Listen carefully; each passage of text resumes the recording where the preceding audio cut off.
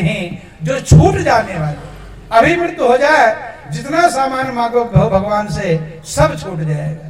छूट जाएगा, बिल्डिंग भी छूटेगी, बेटा भी छूटेगा, बिजनेस छूटेगा, कार कोठी बिल्डिंग मारते छूट जाएंगी। और को कौन कहे कि आपका शरीर भी छूट जाएगा। छूटने वाला सामान तो मांगा है, जो अविनाशी है उसको कभी मांगा नहीं है। छोटा सा प्रसंग आपको समझाते हैं किस प्रकार से हम पूजा पाठ करते रहते हैं, लेकिन सच्चाई का हमें ज्ञान होता नहीं है, फिर भी भटकते रहते हैं। बोलो वृंदावन बिहारी लाल की जय। एक राजा का जिक्र आया। राजा के पास 4 रानियां थी। कितनी रानियां थी? थोड़ा गौरपूर्वक थोड़ा सा प्रसंग है, ताकि बात कैसी भक्ति हम करते हैं आपको बातें समझ में आ जाए। राजा विदेश गया हुआ था। जब विदेश से लौटने लगा तो राजा ने चिट्ठी लिखा। क्या लिखा? चिट्ठी अपनी रानियों को। क्योंकि पहले फोन इत्यादि था नहीं, मोबाइल की व्यवस्थाएं नहीं थी, चिट्ठी लोग लिखते थे। राजा ने चिट्ठी लिखा अपने रानियों को कि मैं विदेश से वापस आ रहा हूं और विदेश के सामान बहुत कीमती होते हैं, तो तुम्हें जो जो सामान पसंद हो तो मेरे लिए भेज, लेकर चिट्ठी भेज दो, अब मैं लेता आऊंगा। सब रानियों ने चिट्ठी लिखा। सबसे बड़ी रानी ने लिखा कि मेरे लिए सुंदर सुंदर गहने ले आना, आभूषण, जेवर, क्या क्या लिख दिया। दूसरे नंबर की रानी ने अच्छे अच्छे कपड़े, तीसरे नंबर की रानी ने श्रृंगार का सामान, और चौथी रानी ने लिखा कि आप आ जाओ, ये मेरा सबसे बड़ा सौभाग्य। राजा सबके सामान खरीद लिया, वापस लौट आया। सब रानियों के महल अलग अलग बने हुए थे। जिस रानी ने जो सामान मंगवाया था उसके महल में वो सामान पहुंचा दिया। तो सबसे बड़ी रानी ने क्या मंगवाया था? गहने, जेवर, उसके महल में जेवर पहुंचा दिया। दूसरे नंबर की रानी ने कपड़े, उसके महल में कपड़े पहुंचा दिया। तीसरे नंबर की रानी ने श्रृंगार का सामान, उसके महल में श्रृंगार का सामान पहुंचा दिया। और चौथी जो सबसे छोटी रानी थे, वो क्या मंगवाया? आप आ जाओ, यही मेरा सबसे बड़ा सौभाग्य है। तो उसके महल में राजा खुद पहुंच गया। तो चारों में सबसे ज्यादा सुखी कौन होगी? जो सुंदर सुंदर गहने आभूषण पहन कर नहीं। बंधु, कितने अच्छे गहने हो, कितने अच्छे कपड़े हो, कितने श्रृंगार के सामान हो, राजा के बिना सब बेकार है। ध्यान देना, ये तो एक कहानी हमने समझा दिया। परमात्मा ही राजा है और हम सब उसकी रानियां। क्या है?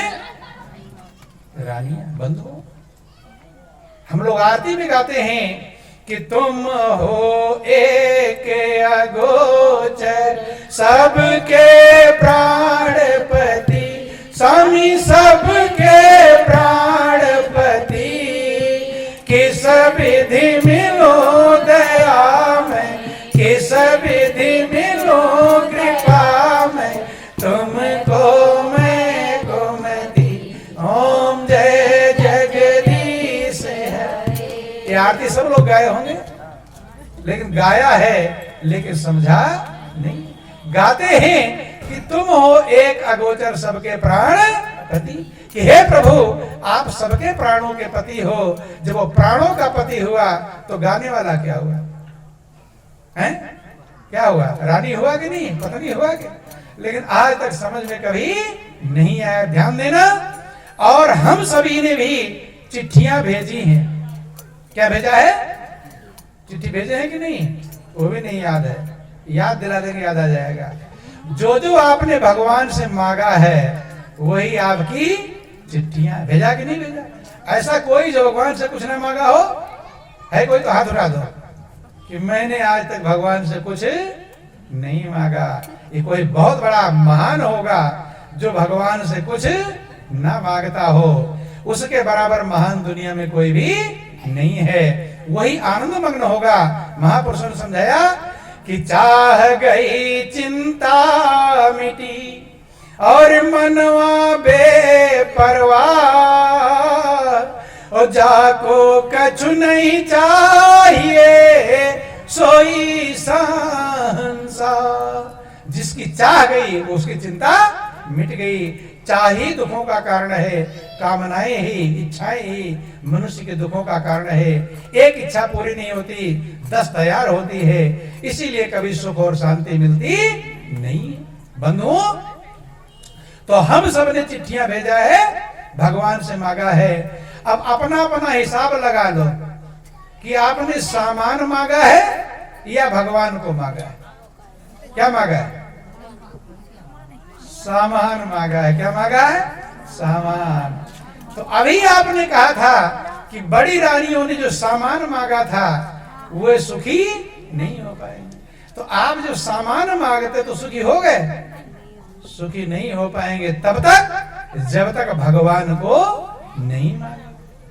भाई गहने कपड़े कितना मांग लेगा? और तो पूरा राजा का है, जिसके पास राजा पहुंचा पूरा राज्य उसी का है। बंधुओं ध्यान देना, विचार करने का प्रयास करेंगे। ऐसे ही तो अभी भी चिट्ठी लिखने का समय है, अभी राजा लौटा नहीं है। जब तक आप जिंदा हो तब तक चिट्ठी लिखने का समय है। अब छोटी रानी बन जाओ। कौन सी रानी? अब क्या मांगो कि हे प्रभु मुझे तू चाहिए। क्या चाहिए? तू। सारा संसार दे देगा, धन दे देगा, दौलत दे देगा, बिल्डिंग कार कोठी दे देगा, मेरे प्राण निकलते ही सब छूट जाएगा, लेकिन तू मिल जाएगा। तो सब साथियों के छूटने पर, सारे सामान छूटने पर तू छूटने वाला नहीं है, इसलिए मुझे तू चाहिए। कोई विवेकवान प्रभु को मांगता है, प्रभु को चाहता है, और वही भाग्यशाली कहलाता है। महापुरुष समझाते हैं, समझाने का प्रयास करते हैं। सभी महापुरुष आज तक पृथ्वी पर आए, सबने एक बात समझाया, अविनाशी को ढूंढो। किसको ढूंढो? अविनाशी को। मीरा ने भी अविनाशी को ढूंढा था। देखो, मीरा महल में पैदा हुई, खुश नहीं हो पाई। महल में शादी हुई, खुश नहीं हो पाई। खुश कब हुई? जब अविनाशी को पाया, जब राम को पाया, जब राम रतन धन पाया। आप लोग भजन गाते रहते हैं, लेकिन विचार करते नहीं है। मीरा गाती है कि पायो जी मैंने, पायो जी मैंने राम रतन धन पायो, पायो जी मैंने राम रतन धन पायो, राम रतन धन पायो, पायो जी मैंने राम रतन धन पायो, पायो जी मैंने राम रतन धन पायो। कितना खजाना मिला हुआ महल में गई होगी, वो धन नहीं है, चूंकि नाश हो जाएगा। कब मगन हुई? अविनाशी धन पाया। राम ही अविनाशी धन है, परमात्मा है। मिला कहां से? राम रतन धन कहां से मिलता है? ये मीरा सारे संसार को समझाती है, लेकिन लोग समझ गाते हैं और नाचते हैं, लेकिन समझ पाते नहीं है। मीरा ने बतलाया राम रतन धन कहां से मिलेगा। आगे समझाया कि वस्तु अमोलक दई मेरे सतगुरु, वस्तु अमोलक दई मेरे सतगुरु, हरि कृपा करी अपनायो, पायो जी मैंने राम रतन धन पायो, पायो जी मैंने राम रतन धन पायो। मीरा कहती है अब मैं अविनाशी पूजी पा गई हूं, जो प्रभु मेरा साथ कभी नहीं छोड़ेगा। कि जन्म जन्म की पूजी पाई, जन्म जन्म की पूजी पाई, हरे जग में सभी खोवायो, पायो जी मैंने राम रतन धन पायो, पायो जी मैंने राम रतन धन पायो। मीरा कहती है मुझे जन्म जन्म की पूंजी मिल गई है, संसार में सब खो जाने वाला है, नाशवान है। क्या होगा? आज मिला है और कल छूट जाएगा। यही भगवान शंकर पार्वती को समझाते हुए कहते हैं, हे पार्वती, एक ही अमर पूजी है वो परमात्मा और उसका भजन, और सारा संसार नाशवान है, सपने के समान है। कब सपना गायब हो जाएगा कुछ भरोसा नहीं है। कि उमा कहूं मैं अनुभव अपना, और सत हरि भजन जगत सब सपना। सभी महापुरुषों ने ये समझाया, लेकिन उनकी हम आरती पूजा तो करते हैं, लेकिन उनकी बात मानते नहीं। ये भगवान शंकर ने खाली पार्वती को समझाया था या सारे संसार को समझाया था? किसको समझाया था? सारे संसार को समझाया था, ताकि दुनिया के लोग इस संसार को सत्य न समझ लें। क्योंकि जो छूट जाता है, गायब हो जाता है, वही सपना है। जो कभी नहीं छोड़ता वही अपना है, और वही सत्य है, वही परमात्मा है। लेकिन उसकी तरफ हमारा ध्यान नहीं जाता, उसको पाने की इच्छा नहीं उत्पन्न होती, उसकी जरूरत नहीं महसूस होती, और दुनिया के सामान रात दिन ढूंढता रहता है। इसलिए शांति और संतुष्टि मिलती नहीं है। इसलिए महापुरुष कहते हैं, पानी में मीन प्यासी रे, और मोहे सुन सुनी आवे हंसी। मछली पानी में है लेकिन प्यासी है। कैसी है? प्यासी है। ध्यान देंगे कि पानी में मीन प्यासी रे, मोहे सुनी सुनी आवे हंसी। पानी में मीन प्यासी रे, मोहे सुनी सुनी आवे हंसी। पानी में मीन प्यासी रे। पानी क्या है और मछली क्या है, थोड़ा समझने का प्रयास करेंगे। पानी परमात्मा है और हम सब मछली हैं। परमात्मा हर जगह पर है और हम मछली हैं, लेकिन हम बेचैन हैं। भगवान शंकर ने यही समझाया कि भगवान हर जगह पर मौजूद हैं, कि हरि व्यापक सर्वत्र समाना, और प्रेम ते प्रगट हो ही मैं जाना। भगवान सब जगह समान रूप से व्यापक हैं, व्याप्त हैं, लेकिन हम उन्हें प्रकट नहीं कर पाते। जैसे लकड़ी में अग्नि है, इसी तख्त पर बैठे हुए हैं, गुप्त रूप में है, तो ये हमें जलाती नहीं है। काम करेगी प्रकट करने से। भगवान शंकर कहते हैं कि अग जग में सब रहित विरागी, और प्रेम ते प्रभु प्रकट ही जिमियागी। भगवान प्रेम से प्रकट होते हैं। या तो भगवान शंकर की वाणी झूठी है, और या तो हमारे अंदर प्रेम नहीं है। दोनों में एक बात होगी। भगवान शंकर कहते हैं, हर व्यापक सर्वत्र समाना, और प्रेम ते प्रकट हो ही मैं जाना। रामायण खंड पढ़ते रहते हैं, लेकिन भगवान शंकर जो समझा रहे हैं कि भगवान प्रेम से प्रकट होते हैं। कैसे प्रकट होते हैं? प्रेम से। अगर प्रकट नहीं हुए तो अपने आप को तोल लो कि प्रेम है कि नहीं है। जो सच्चा प्रेम पैदा होगा तो प्रभु आपके अंदर ही आपको दर्शन प्रदान करेंगे। ये महापुरुषों की वाणियां हैं। इसलिए कहते हैं कि पानी में मीन प्यासी रे, मोहे सुन सुनी आवे हंसी।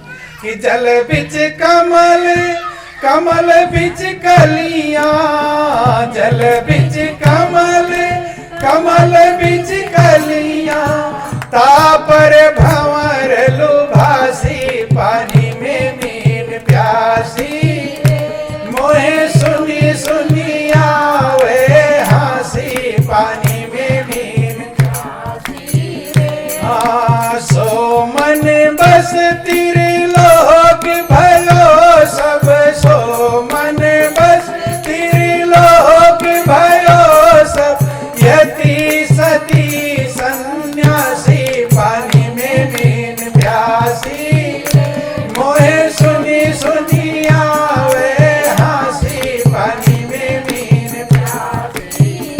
वो परमात्मा कहीं दूर नहीं, आपके हृदय में ही मौजूद है। कि विधि हरि हर जाको ध्यान धरत है। विधि हरि हर ध्यान धरत है। विधि हरि हर जाको ध्यान धरत है। विधि हरि जाको ध्यान धरत। हरे मुनि जन सास 88, पानी में मीन प्यासी। हाँ मुनि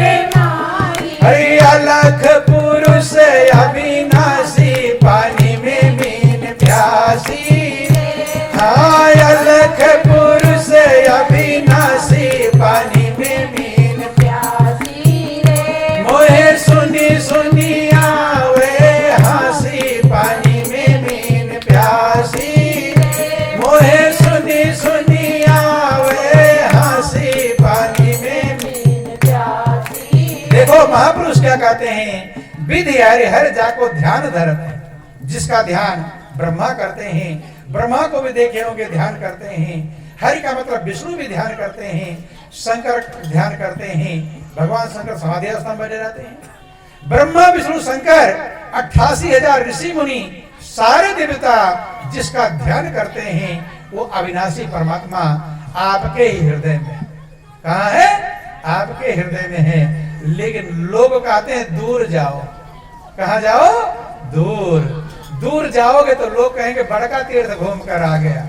महापुरुष कहते हैं कि है घट में पर दूर बतावे, है घट में पर दूर बतावे, है घट में पर दूर बतावे, है घट में पर दूर बतावे। अरे दूर की बात निराशी, पानी में मीन प्यासी रे, मोहे सुनी सुनी पानी में मीन प्यासी, मोहे सुनी सुनी आवे हंसी, पानी में मीन प्यासी। प्रभु हृदय में है, लेकिन लोग सारे ग्रंथकार रामायण गीता भागवत शिव पुराण विष्णु पुराण सभी ग्रंथ 4 वेद 6 शास्त्र 18 पुराण 108 उपनिषद गीता पुराण रामायण बाइबल सभी कहते हैं कि परमात्मा तुम्हारे हृदय में ही मौजूद है। लेकिन दुनिया वाले अलग बताते हैं। दुनिया वाले कहते चले जाओ मथुरा वृंदावन हरिद्वार ऋषिकेश काशी काशी अंत का दौड़ाते रहते हैं। कहते दूर की बात निराशी, घर में चाय बनी हुई है तो जाओगे होटल पर ढूंढने, अज्ञानता है। महापुरुष कहते हैं, हनुमान जी समझा रहे हैं प्रभु तुम्हारे हृदय में है, लेकिन हनुमान की बात मानते नहीं है। यही अज्ञानता है। उनकी बात मानना ही पूजा है। क्या है? उनकी बात मानना ही पूजा है। बंधु ध्यान देंगे, विचार करेंगे, समझने का प्रयास करेंगे। लेकिन ये भ्रम, ये संशय खत्म। बस 2 मिनट टाइम और आपका है, समय हो गया है और सबको छुट्टी मिल जाएगी। बोलो वृंदावन बिहारी लाल। कहते दूर की बात निराशी, लेकिन ये ज्ञान कब होगा कि कहते कबीर सुनो भाई साधो, कहते कबीर सुनो भाई साधो, अरे गुरु बिन भरम न जासी, पानी में मीन प्यासी, मोहे सुनी सुनी आवे हंसी, पानी में मीन प्यासी, मोहे सुनी सुनी आवे हंसी, पानी में मीन प्यासी। कहते गुरु के बिना संशय भ्रम मिटने वाला नहीं है। जब तक गुरु तुम्हारे हृदय में उस परमात्मा को लखा नहीं देंगे तब तक संशय मिटने वाला नहीं है। गुरु ही संशय के भ्रम के नाशक कहलाते हैं, अज्ञान के अंधकार को दूर करते हैं, इसीलिए उन्हें गुरु कहते हैं। गु माने अज्ञान अंधकार और रू माने नष्ट करने वाले। जो आपके अज्ञान के अंधकार को, संशय को, भ्रम को नष्ट कर दें, वही गुरु है। रामायण में लिखा गया कि भूम जीव संकुल रहे और कहे शरद ऋतु पाए, और सतगुरु मिले जाहि जिमी संशय भ्रम समुदाय। बरसात में कितने जमीन के कीड़े मकोड़े घूमते हैं? नहीं घूमते। केंचुए हैं, मेढक है, मक्खी है, मच्छर, कितने सारे घूमते रहते हैं। लेकिन जब शरद ऋतु आ जाएगी, ठंड का मौसम आ जाएगा, तब ये भूम के जीव गायब हो जाएंगे। ऐसे जब सद्गुरु मिल जाते हैं तो आपके संशय भ्रम समुदाय सब गायब हो जाते हैं। मन में कुछ भी समझने के लिए बाकी नहीं रह जाता कि सब आए उस एक में, डाल पात फल फूल, अब कहो बाकी क्या रहा, गही पकड़ा जब मूल।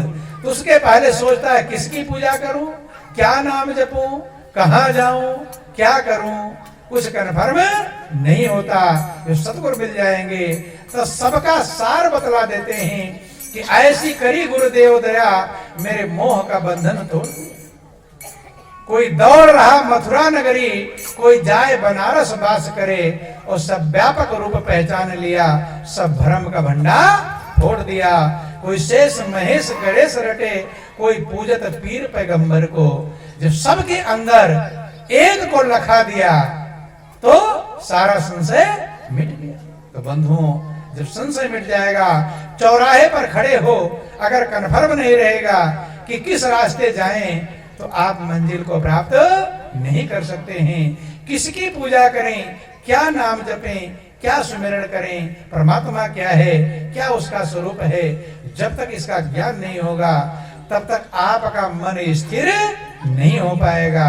और जब तक मन स्थिर नहीं होगा तब तक लाखों यत्न कर लो, शांति और संतुष्टि मिलने वाली नहीं है। तो जीवन अनमोल है, कीमती है, सृष्टि का सिरताज है, सृष्टि का सिरमौर है, लेकिन ये पानी का बुलबुला भी है। कब फूट जाएगा कोई भरोसा नहीं है। फूटने से पहले सदगुरु की शरण में पहुंचो। भगवान भी गुरु की शरण में जाते हैं कि राम कृष्ण से को बड़ो और तीन गुरु सेवा की, और तीन लोक के जो धनी सो गुरु आगे आधी। वे स्वयं गुरु की शरण में जाते हैं और आपको भी समझाते हैं। रामायण में लिख दिया गया कि गुरु बिन भव निधि तरह न कोई, और जो बिरंची शंकर सम होई। बिना गुरु के कोई भी भवसागर पार नहीं हो सकता। चाहे वो ब्रह्मा की पूजा नहीं उनके बराबर ही हो जाए, भगवान शंकर की पूजा नहीं उनके बराबर हो जाए,